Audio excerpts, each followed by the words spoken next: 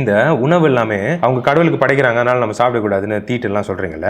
நம்ம எப்பவுமே எல்லாமே கடையில தான் வாங்கி சாப்பிடுறோம். தானியங்கள், பருப்பு வகைகள், காய்கறிகள், கறிகிரி எல்லாமே கடையில தான் வாங்கி சாப்பிடுறோம். நாம எதுவுமே விளைய வச்சு சாப்பிடுறது இல்லை. ஓகே, நீங்க கறி கடை ஒரு பாய் கடையில் வாங்கினீங்கன்னா எல்லாமே ஹலால் கட்டு தான். அவன் அல்லாவை கும்பிட்டு தான் கறி வெட்டுவான். எந்த ரெஸ்டாரண்ட்ல போய் நீங்க சாப்பிட்டீங்கனாலும் மீட் சாப்பிட்டா அது ஹலால் மீட்டா தான் இருக்கும். போட்டு எழுதி வச்சிருப்பாங்க, ஹலால் மீட்னு எழுதி வச்சிருப்பாங்க. அப்படின்னா அவன் சாமியை கும்பிட்டு அல்லாவை கும்பிட்டு தான் அந்த பொருளை வெட்டி அந்த கடைக்கு வித்திருக்கான். அந்த கடைக்காரன் அதை வாங்கி சமைச்சு உன் தட்டில் போட்டிருக்கான். நீ அதை கூட சாப்பிடக்கூடாது.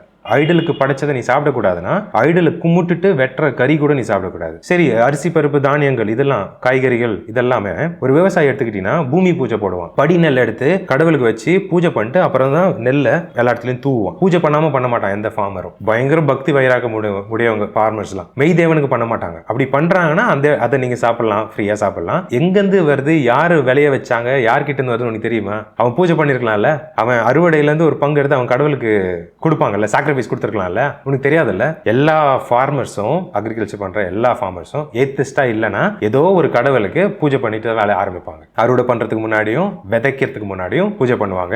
அதுதான் நம்ம தட்டுக்கு வருது. ஐடல் வர்ஷிப் பண்ண ஃபுட்டை நீ சாப்பிடக்கூடாதுன்னா நீ கடையில் வாங்குறத எதையுமே சாப்பிட முடியாது. அதோட சோர்ஸ் தெரியாம சாப்பிட முடியாது. சும்மா நீங்க செல்ஃப் ரைச்சஸா இருக்காதீங்க. சாப்பிட்றதுனால நீங்க பரிசுத்தம் ஆயிடுறது கிடையாது. நான் சாப்பிடாம இருந்தேன்.